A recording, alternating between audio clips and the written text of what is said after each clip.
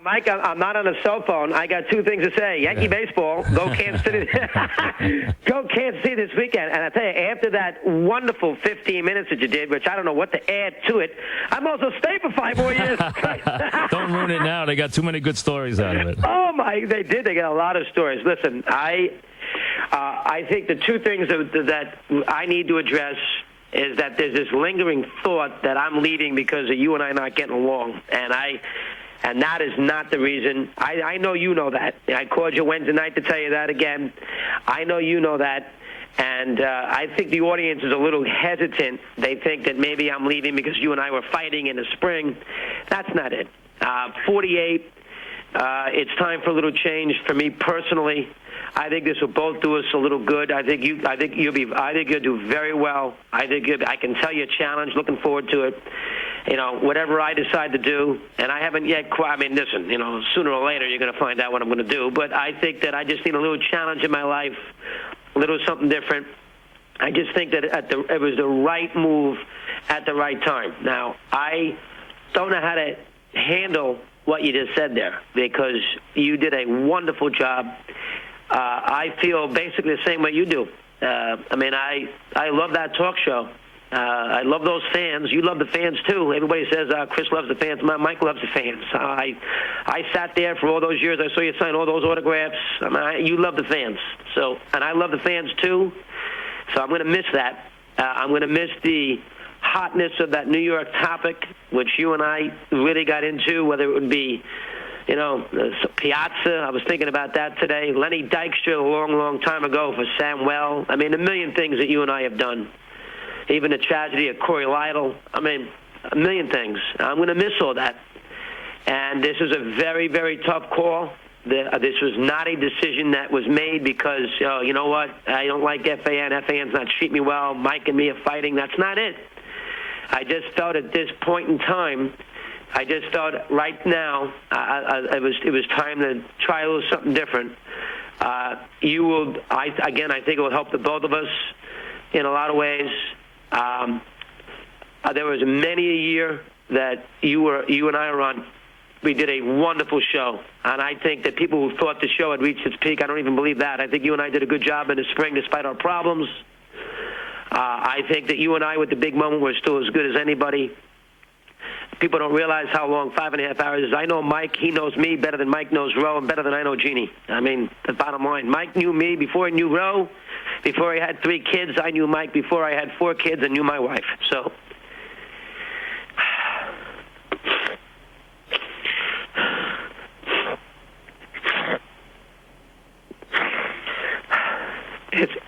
it wasn't an easy call. I'm going to miss that show. I wanted to stay. I didn't listen this morning. I didn't think it was the. I couldn't listen to the calls this morning. I didn't want to listen.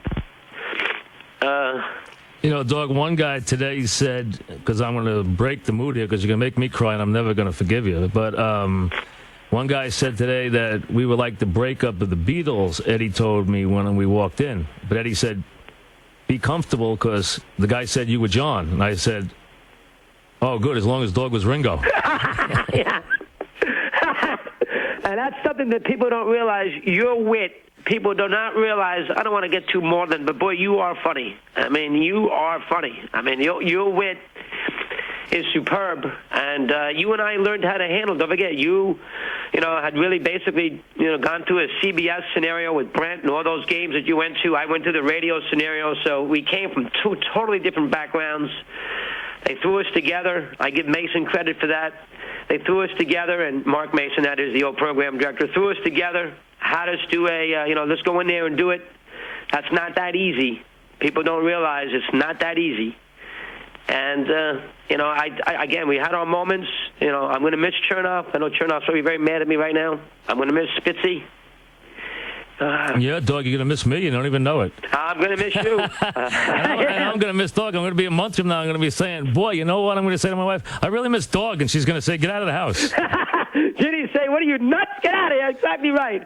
I felt very bad here the last 3 or 4 months with all this speculation. Maybe I could have handled it a little differently. I felt that I heard you there at the top. I know that you really down deep were going to stay here. I know you love the station. Well, thank God you left. If this is the year the Yanks are going to cave, thank God you're not going to be here. I know, my God. There's 6 out. I'm losing games left and right, and I can't enjoy it, for goodness sakes. The Yankees stink. I mean, my goodness. I saw the Tampa hat last week. I'm like, I got to go back to that. And then Goya Crawford get hurt. They don't miss a beat. Red Sox are flying. Stop. Oh, my God. But, Ramirez is flying, too. He is doing well. He is I think that the thing that you and I had more than anything else, we had passion for sports. I love sports. You love sports. Missed the big game. I'm going to miss that. I don't know what to tell you. Eddie Erickson. You'll have a lot of fun. You'll have a lot of fun. You know that.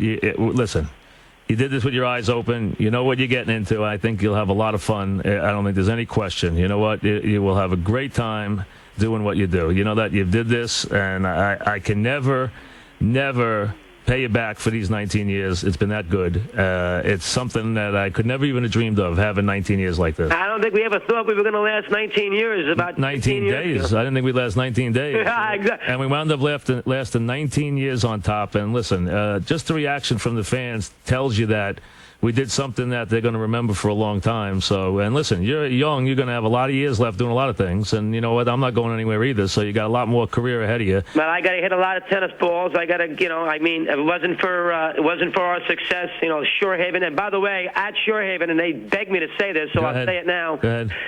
Won the flight last weekend. Who did? Me and Krauser won our flight. Oh, God. Hold on now. You're going to like the ending here. Oh, God. Went to the 10th tee with 8 other teams, alternate shot. I did not play well on Sunday. I played well during the week, but not Sunday. I hit a drive, good drive, but it's in the left rough. Krauser straight ahead, 212 away. We decide to hit Krauser's ball instead of him hitting mine, which means it's my chance. I got to hit the second shot. 212, 7 wood, 500 people watching. Take a good look at it. Don't forget, last year I played great, and I swing, completely miss it. A swing and miss from 212, shocked to disbelief at Shorehaven, embarrassed that all could be. I missed. I did not even nudge the ball an inch.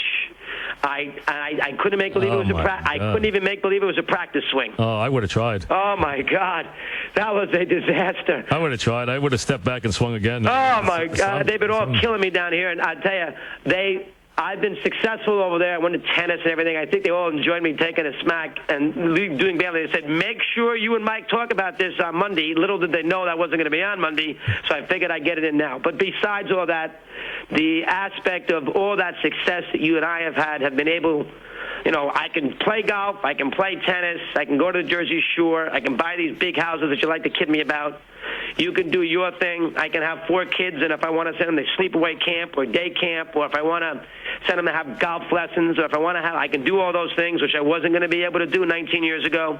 And I can remember, I'll end on this note, I can remember the summer of '89 when I was with a friend of mine in the city, and I was not married and everything, obviously, and I got a call from Mason saying, listen, this is what we're going to do. You talked about this before, too. We're going to put you with Mike, the 2 of you. And I said, geez, they're going to put me with a partner here? I haven't worked with a partner in my life. Mike doesn't know me. Boy, Mike's dominating. How am I going to do this? I'm a nutcase. How's he going to deal with that? And if you would have told me then, August of '89, that I'd be sitting here August of '08, still doing a talk show and having this much success, I would have thought you're crazy. And so I heard you say the same thing. I would not be in this situation if it wasn't for you. You would not have been in this situation if it wasn't for me. And we owe it all to the fans. Bottom line, we owe it to the fans. Absolutely. Knock 'em dead. I'll speak to you soon. Dog, be well. Okay. We'll take a quick break. And as I said, you can come on and talk about whatever you want. And we do owe it all to you. 19 years, and as much as you think we impacted your lives, you impacted ours more. Back after.